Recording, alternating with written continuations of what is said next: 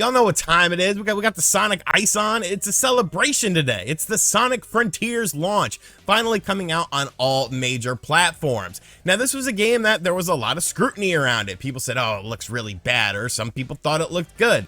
Mixed receptions kind of led up to the release of this game, and it was going to be interesting to see how it turned out. Obviously, Sega had a lot riding on this game, a pretty sizable budget, a few delays. It was a game that was highly anticipated.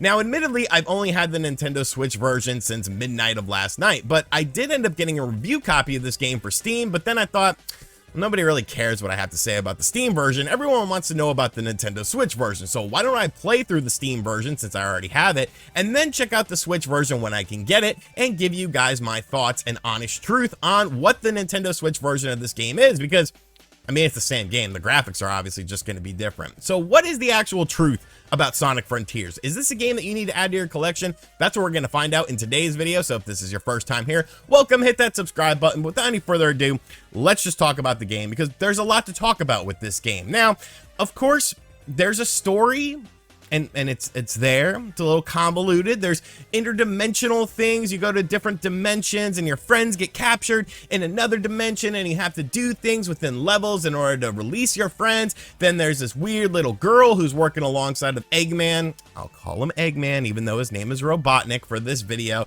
And who is this girl? Why does she have feelings? She's kind of like a robot. It's kind of like a Nier Automata thing. You know. I don't play Sonic games, and I know there are people that play Sonic games for the story. I'm not one of those people. I've never cared about a Sonic the Hedgehog story. It's always been about gameplay with these games for me, because that's the deciding factor in a game. There is a story there. It's fine, you know, the way it ends up is kind of interesting, but for the most part, I didn't really care about the story. It was just more about the gameplay, which is what I was focused on. Now, you've seen a lot of different types of gameplay from the footage that has come out with this game. There's been kind of old school stuff, there's been open world stuff, there's been puzzles, this, that, and the other, the combat in the game. How does everything blend together is one of the main questions that people have. Well, luckily I'm here to tell you how that works. Essentially, there are 5 main islands that you have, and these 5 main islands are massive. When I say massive, like they are freaking massive. What you're seeing in most of the open world gameplay is from these islands themselves, because you get transported to these islands through different dimensions and stuff like that, and you have to just explore. You have to figure out what's going on, what things you can do in order to progress the story and progress throughout the game. So the way that the levels work themselves is within these islands, there's a bunch of stuff that you have to discover. It's definitely a game built sort of on exploration. You'll find these things called vaults within the levels themselves, and you'll be able to play these vaults in order to get vault keys in order to unlock the Chaos Emeralds in the islands. You have to get all the Chaos Emeralds, all 7 of them, on each of the islands. Now, you don't necessarily go through the vaults to do all that stuff. I'll explain it as we go along. But within these vaults, those are kind of the old school gameplay that you've seen throughout different trailers of these games, taking things from like Sonic 1, Sonic 2, Sonic Adventure, different styles of levels. Now, there are 4 keys that you can unlock by doing various tasks within these: getting all the red coins, finishing the level in an S amount of time, and finishing the level with a certain amount of rings. The more vault keys you get, the more Chaos Emeralds you get unlocked within it. So it's pretty cool. I like that, you know, the sort of throwbacks to the classic style, whether it's a bit of a 2D, 3D mixture or something like that. It works really well. I think it's a very solid mechanic. Now, as far as the island and exploration is concerned, you'll find various things on the island that sort of unlock the map of the island, because, like I said, you'll see things on this island and you'll be like, oh, I need to go there. I need to do this, but how the hell do I get there? And you kind of, the more you explore the level itself and you unlock things within the map by doing little tasks, like maybe making a little cyclone ring around the area to unlock something, or doing like a simple puzzle or stuff like that, you'll really start to get a gravitational feel of just how massive these levels are. Everything is scalable. It definitely sort of has a little bit, you know, it's cliche to say, but a little bit of a Breath of the Wild feel to it, because of the fact that if you see it, you can go to it. You might not know how to go to it right off the bat, but as you do those little tasks within the island, such as solving the little puzzles, you unlock more rails, and these rails allow you to traverse through the level at a much higher pace. Now, there's another thing that's going on within these levels where your friends are captured, and in order to free them from their captured state, you have to get their memory tokens or things similar to that. So basically, just by doing more tasks, you know, riding the rails, essentially going and exploring the islands. You start to get these things. There's little caches of memory tokens that you can find as well that will help you speed things up. The story progresses and it kind of moves the gameplay. I feel like they're sort of tied together because you'll have a mission, and that mission will be pretty much the starting point for where you are going to go next and where you are going to go as far as whether you need to be focusing on getting memory tokens or vault keys. Now, at the end of the day, you got to get them all. Like, you've got to get everything that the level has to offer. But, you know, the way that it sort of helps you and assists you and progresses you is very cool. Now, you're seeing a lot of gameplay footage. All this gameplay footage is from the Nintendo Switch version of the game. We are just showing level 1 here because, I mean, that's all I've played on the Switch. It's not the Steam version. But within this, you find all these massive creatures, and the game sort of has like elements, you know, I don't want to say it like this, but I feel like it has elements of like Shadow of the Colossus with these massive creatures. And if you see these massive creatures, you can fight them. You can fight them to get gears in order to unlock more vaults within it. Now, you don't have to fight these creatures, but I recommend doing it because they feel like mini boss battles, essentially. There's some really good music that plays when you're doing them, and they're all very unique and very interesting. The way that you have to take down these sort of mini titans is a very cool thing. I think it's very well implemented into the game as sort of an optional thing if it's something that you want to tackle this creature and test your skills. Now, speaking of skills, you constantly are unlocking new abilities for Sonic, including leveling up the character himself, getting more of an attack, getting more speed. You do this by collecting these little weird things. I forget, the Cocos or something like that. You collect these things, you bring them to their master, and then the master will give you abilities to unlock. And there's also various seeds that you pick up that you then turn into different upgrades, such as the speed, the combat, and stuff like that. It's pretty fun. You know, Sonic is constantly unlocking new moves and new abilities, and the movement of Sonic in this game is honestly freaking awesome. Like, yes, there are times when it gets a little bit wonky. There are times where you're kind of like, okay, I did not mean to do that. That was not my intended goal here. But for the most part, like, bro, flying around these levels is so much fun. There's such a sensation of speed and just heights. Like, you'll be ascending to like these crazy heights and doing all these crazy moves in order to get higher up within the level. Like, it's just so cool. You know what it is? It's fun.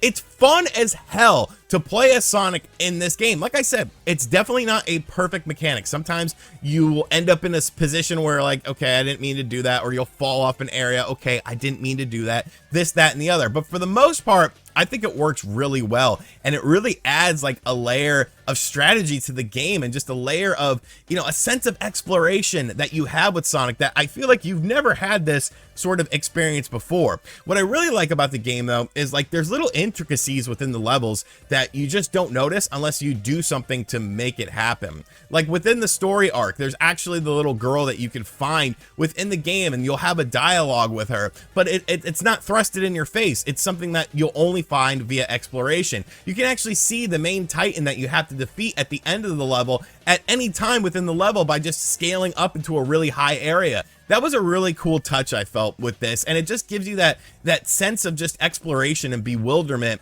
that this game really offers. And then of course you have the Titan battles themselves, where Sonic is a slight spoiler, but you know, it is what it is. Sonic ends up becoming Super Sonic, and obviously it's been in YouTube trailers, to do these Titan battles, which are completely different than like anything else you've done within the game. It's more of like a flying sort of mechanic, and it's just very, very well done. I love these Titan battles that you have at the end of the level in order to progress to the next level. They're super fun. Some of them can be pretty challenging as well. There are multiple difficulty settings within this game. There's easy, normal, and expert, or hard, I think it's called. I just went with normal with my gameplay of this. But like I said, these Titan battles are just super, super cool. There's lots of ancient relics, and it all makes sense when you play through the story. Now, whether or not the story grabs you or anything like that, you know, that's kind of up to you. But it's really about the gameplay. And of course, we have to talk about presentation, because with the Nintendo Switch version of the game, like I said, I've been playing this game on Steam, but in turn, I've also been playing the game on Steam Deck.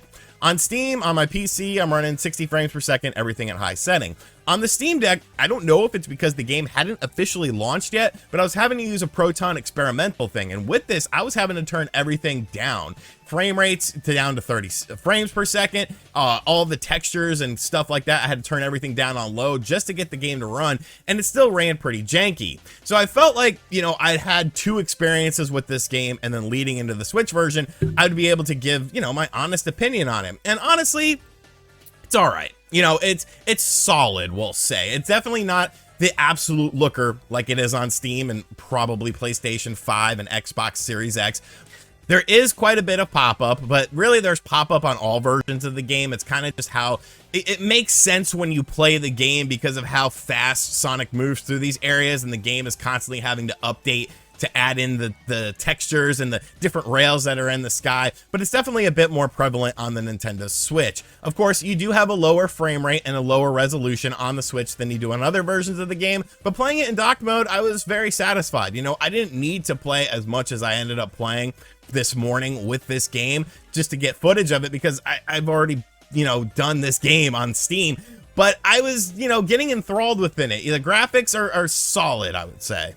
There are some really nice effects. Sonic himself is whizzing through these levels, and yes, although it is 30 frames per second on the Nintendo Switch, I still feel like it's very smooth. You know, it's a very smooth experience on the Switch for the most part. There are some frame rate dips here and there, and there are some resolution drops. Now, in handheld mode, I was playing it on the OLED, and once again, it is a blurrier image. It's still playable, it's still good, but it's not great. It's definitely not one of the best looking Nintendo Switch games. It does have a lower resolution in handheld mode. It's definitely noticeable. There's some artifacting that happens with this game as well, where the polygons become kind of transparent, like we saw with Bayonetta 3. We could sit here and talk about Nintendo Switch hardware all day and how we need a revised system, because I feel like this game would definitely benefit from it, but it's definitely a very solid experience. On the audio side of things, this music in this game is awesome. There's like 3 different types of music that happens. There's the overworld sort of stuff, which is like, you know, kind of ambiance and sort of stuff like that. And then when you're doing the vaults or you're doing some of the sub-bosses within the game, there's like a cool techno music that plays from various Sonic games, kind of remixes of stuff. And then when you do the Titan battle itself at the end of the level with Super Sonic, like I said on Twitter, there's some djent in this game. And if you don't know what djent is, it is a style of metal music that was kind of started by Meshuggah because of the guitar sound like so that's where djent came from. And I said, yo, this band that does this, the theme song for this game, they sound like Veil of Maya. And everyone's like, no, they don't, no, they don't. Trust me, when you hear some of these songs within the game when you're doing the Titan battles, it's like, there's like guttural screams and squealies and like drop A guitars. And I was like, yeah, this is freaking cool, man. This is dope as hell. So as far as complaints are concerned with the game, do I have any major ones? Not really. I mean, there are some minor things like I've mentioned throughout. You know, the story itself is a bit on the wonky side. I never really felt attachments to any of the characters, but I don't necessarily care about that. Sometimes the game tries to go a little bit too fast, and like I said, you'll lose control over a situation. It's kind of few and far between, and it kind of boils down to the player, but sometimes there's like camera angles and stuff that aren't definitely, you know, conducive to the player's experience that kind of mess you up a little bit. The graphics on the Nintendo Switch version are solid, but a bit uninspired. You know, I would have liked to have seen maybe a little bit of a higher resolution, especially in dock mode. The pop-up itself can be a bit distracting, and at the end of the day, you know, it's a game sort of built on speed, and there's a lot of people that don't like that sort of stuff. But for me, I love this game. I love this game, and obviously I'm a bit biased because I'm a Sega fan. My man, Sonic freaking Ice. But I love this game. Like, I don't think it's one of the best games ever or anything like that, but it's definitely a huge, monumental step in the right direction for the Sonic the Hedgehog franchise, because I feel like it's a good game. You know, it might not be a Game of the Year contender or anything like that for most people, but if you're a fan of Sonic games and you've been waiting for something to sort of scratch that itch as far as the 3D stuff is concerned, because the 2D stuff has been great. It's always been the 3D stuff since After Adventure that's been very, very hit or miss, with more misses than hits. I think this is a huge step in the right direction. Oh, I also don't like Sonic's voice in the game. He kind of sounds like he's going through puberty. He's like, his voice is really deep. I don't know. It's kind of weird. But I think this game is really good. You know, it's a really good game. And if you're a Sonic fan, you'll think it's a great game. And that's really what this game is for. You know, I think it'll bring in new people because of the open world aspect and just how different it is from other 3D Sonic games. But I feel like if you're a Sonic fan, like, you've been waiting for this for so long. I can feel it coming in the air tonight. Hold on. I've been waiting for this Sonic for all my life. Hold on. You know, much like, you know, Breath of the Wild took Zelda in a completely different direction. It was the refresh that a lot of people were looking for. I feel like you're definitely getting that same sort of experience with this Sonic game. I've just been having an absolute blast on it. I'm going to play through it again on the Switch just because, I don't know, like whenever I was capturing footage for the Switch version of the game, I was like, well, I'll play a little longer. I'll play a little longer. I'll play a little longer. I actually woke up. I set an alarm to wake up early to capture footage of this game after playing it in bed and handheld mode, just because I thoroughly enjoy this game. It's something that will take you a very long time to 100% complete the game. The main story itself, even if you try to whiz through it, it's a very beefy experience because of the fact that there's so much exploration in it. A very solid game. If you're not a Sonic the Hedgehog fan, you know, you might want to check it out maybe when it's on sale. If you are a Sonic fan or you've ever liked any sort of Sonic game before, definitely buy this game. As far as the Switch version is concerned, it's solid. If you have other platforms, I would probably pick it up on those. But if you only have a Nintendo Switch, definitely recommend it on the Switch. So those are my thoughts on Sonic Frontiers. Are you surprised that the Sega fanboy loved the game? Because you shouldn't be. And as always, guys, thank you for checking out this video. If you are new to the channel, be sure to hit that subscribe button, like, comment, and share. Hit that bell notification as well. And as always, I'll catch you guys on the next video. Later.